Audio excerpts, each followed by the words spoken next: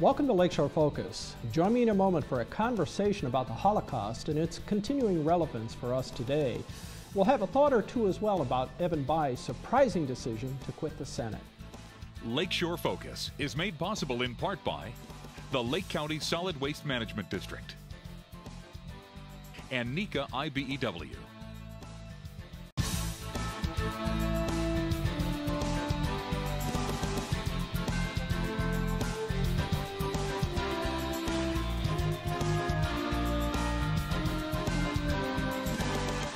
Hi, I'm Dan Lowery. On Monday, March 15th, an important exhibit will open at the Center for Visual and Performing Arts in Munster. It's entitled, Lest We Forget, A Chronicle of the Holocaust. Sponsored by the Jewish Federation of Northwest Indiana, the exhibit will run through Saturday, March 20th. It will be accompanied by a production of the Diary of Anne Frank. Three guests join me to discuss the importance of this project to all of us who call Northwest Indiana home. Gus Galante is the president of the Jewish Federation of Northwest Indiana. A physician, Dr. Galante specializes in plastic surgery and practices in Schererville and Valparaiso. Michael Sparber serves as the first vice president of the Jewish Federation. He also chairs the Federation's Community Relations Committee. Mr. Sparber is an insurance broker and a consultant associated with Employer Benefit Systems in Dyer. And Joyce Groen is a 6th, 7th, and 8th grade teacher at Highland Christian School. Thanks for joining us. This is a terrific exhibit that's coming up, but before we get into that, perhaps we ought to talk about the role of the Jewish Federation and its sponsors in bringing this exhibit to Northwest Indiana. Let's talk a little bit about the Holocaust, if we could. If you're of a certain age, you know more about that, but certainly, Joyce, your students don't know much about the Holocaust, and I would imagine for some of your students, this is like ancient history. You might as well be talking about Greeks and Romans. What don't young people know about the Holocaust? They have been told about Hitler and the Nazis and the basic program, and they've been told numbers. But they have not been told exactly how it all came together. So my goal is to teach the 9 steps, I call them, as to how that came about from the very beginning. I come from a community of people who taught it from a very early age, so I was aware of it, and people that I grew up with were aware of it, and I've come to find out in some of the classes that I've taken about it that there are a lot of people out there that aren't very familiar with anything about the Holocaust at all. So I just believe it's really important. I don't think there's a bigger issue. I think it's one of the biggest moral issues of our time, and I really believe it's one of the most important things that you can teach kids. Very good. Now, let's talk about the exhibit, if we could. There are artifacts. They do come from the Holocaust Museum. Michael, what can you tell us about the exhibit itself? The main part of the exhibit, the major part of the exhibit, in addition to some artifacts, will be 37 posters. The posters will give a chronology of the beginning of Nazism, where it commenced and started in 1933, all the way through the end of the war. In pictorial and chronological history, each poster will carry the students and the public that come to this exhibit through the inception of Nazism, through the ideology of genocide that caused the deaths of 6 million Jews, and I might add 5 million other people. There were 11 million people killed altogether, innocent civilians during the war.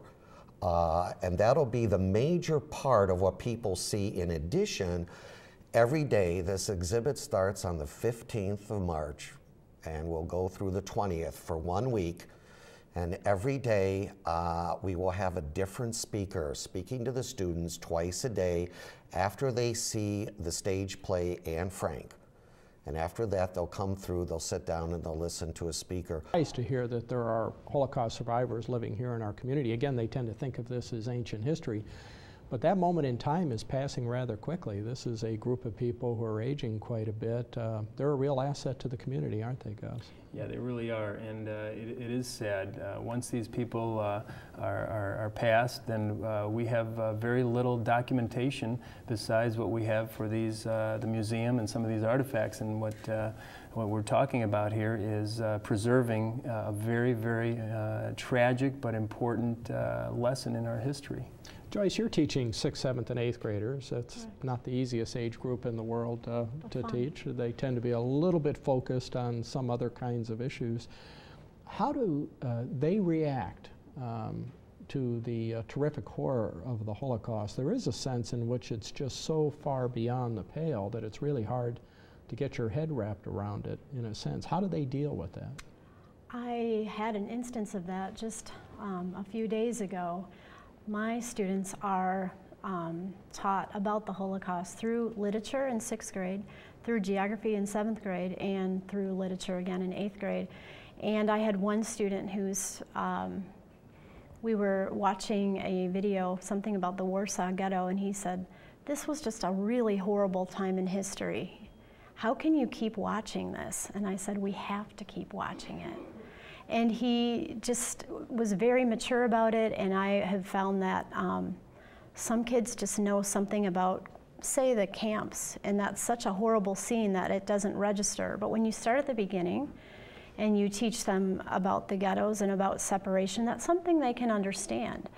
And they understand, you know, pushing kids aside and things like that. So if you bring it to their level and where they're at with their peers, I believe, you know, it's something that will stick in their mind forever, and then they can discern and find it in later events. At the end of the school year, what learning objectives get accomplished because of this kind of work, this kind of engagement that you provide for your students? Primarily, we're looking at evaluation. The one thing I try to teach, it's easy to pick a leader like Hitler and say, "You're a horrible person." What I teach my students is to look around at everyone else involved and saying, well, what were they doing? Who was standing by in this picture? It's not just about one really bad guy. He needed a lot of help. And just to help the kids identify that things like that happen around them and they can change those sorts of situations. Sure. Let's see if we can get some information out to some folks. If folks want more information about the exhibit, Gus, again, they can contact the Jewish Federation. Correct, at 219-924-4024. And also the website. Excuse me, 922-4024. Very good. Remember my own phone number. That's right. And the website? And it's federationonline.org. Very good. Now, my assumption is they can also get more information from the Munster Center for Visual and Performing Arts. From Ridgewood Arts on the play itself, and for the times and reservations and tickets for the play, they can contact Ridgewood Arts at the Performing Arts. Very good. Well, congratulations on just a terrific topic, and that is truly relevant to us today. That's not going to change. That's not going to change for your students for many years to come, nor for the larger community here in Northwest Indiana. There's lessons that we can all learn. Thank you. Thank you, Dan. Thank you, Dan. Lakeshore Focus is made possible in part by the Lake County Solid Waste Management District and NECA IBEW.